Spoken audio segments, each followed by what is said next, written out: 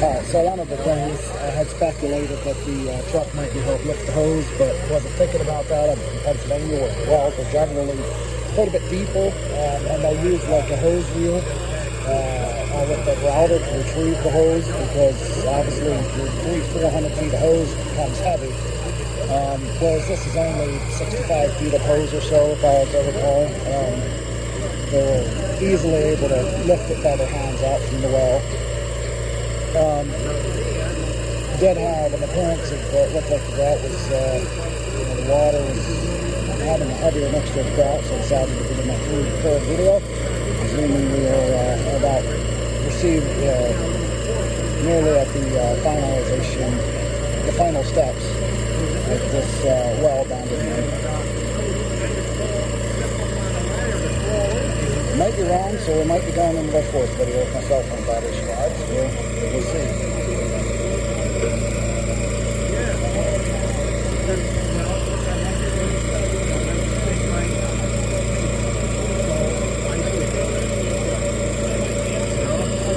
So we're now pumping grout again. As you can see, the water is pretty dark gray.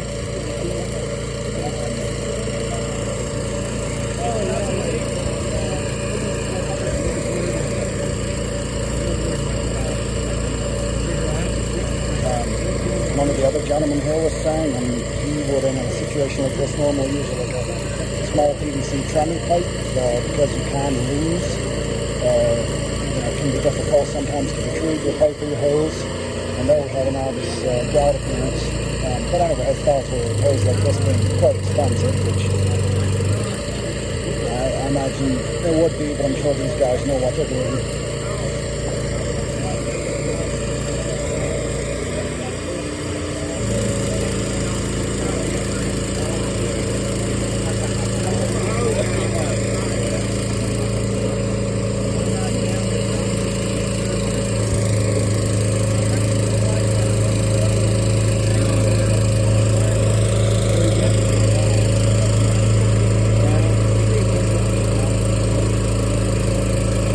So it does look like they will be adding more grout.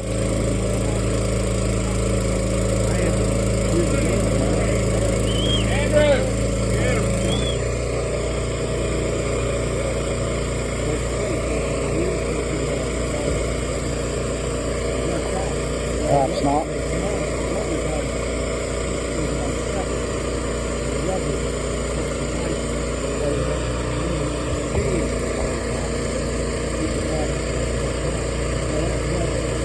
Wow, they're down at the metal pipe already. Again, shallow well compared to what a lot of my customers would be dealing with in Pennsylvania, and also we sell drilling equipment around the world. You might want to get back from here and might have to pump some water out here. So anyway, that was very pump some water out here so they make it overflow. I mean, 10 feet away. You're going to hit me in the thing. Another very interesting thing is that they are using looks like a hand dug drainage ditch to drain the water over to like a roadside ditch. I would imagine that's how come these drilling fluids are generally natural. They come from the earth. They mix, add, remove as they need, and return it to the earth. Bentonite is mined from the earth, commonly used on drilling applications. Basically, once you start seeing solids come out the top, you've got the well filled with grout at that point. And at this stage, it's just going to be clean up, pumping water through our hoses, cleaning the outside of the hoses. And then later, we'll be able to cut the pipe off, get them below grade, and backfill with dirt. That won't be done as part of this. That hopefully. The final part of the abandonment to get the casing cut off below grade. So, hope you're hearing about what he's saying about they'll try to cut the casing off at a later point once the cement's dry and backfill with dirt to get it below grade. Cleaning the inside of the pipe and walls will be, I'm sure, washing the outside. What I was going to say is it's natural water and natural cement draining into a roadside ditch here, which I don't know where it goes. I had been on a site in Pennsylvania where they're doing air rotary drilling, so they will not even use weren't even using a drilling fluid or a cement, as I recall, and they were using steel well casing on that one, as I recall. But what happened is they were drilling. There is dust that comes up from the rocks. There's a rock formation, not a. It was a deeper. It was like 400-foot well, and it was in more hard rock, less these softer formations like we're seeing in this area. And I will say clearly that's not an Ohio, Pennsylvania thing. That is it varies from state to state. Just the part of Pennsylvania I'm in, and I live in the part of Ohio we are right now. There'll be a lot of softer, unconsolidated formations, shallow wells, sand and gravel wells, where Pennsylvania is using rock drilling. Anyway, the rock drilling story was they had water for dust control, because as they're pulverizing the rocks with their drilling rig, there's a lot of dust. So they had water for dust control, and they injected water, which is a normal procedure for dust control. And of course that created water runoff, and then once they hit the well water, even though it wasn't an artesian well, the air pressure from the drill rig, which is completely different than what we're doing here, just reminded me of that story. Created, as they hit the water with more runoff, so the water was mixed with basically ground up rocks and dirt, and they set off a runoff that ran down over a bank without giving thought to it. But down over that bank was a dry creek bed.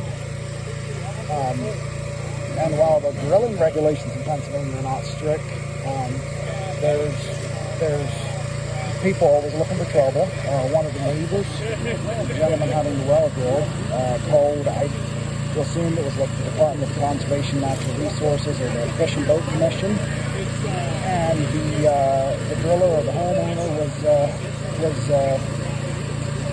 charged, fined, basically, cited for that, even though it was a perfectly natural product, but because of it was flowing into a creek bed, they were saying, it could interfere with wildlife, even though that creek bed was dry. So, I want to get political, but it's one of the challenges for hard-working men and women out here when you get bureaucrats and politicians with their laws who have not gotten their elbows dirty. So I think it's we can appreciate what these guys are doing. We can see what they're doing is not hurting anything. They're abandoning a well according to the law, and I think they did a wonderful job.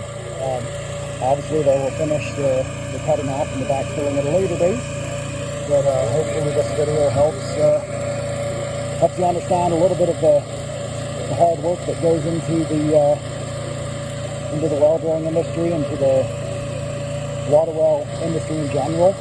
Moody's of Dayton is a family company. I'm not at all associated with them, but it's something I've seen with a lot of water well drilling companies and companies like that. They will be family companies, generational tenure.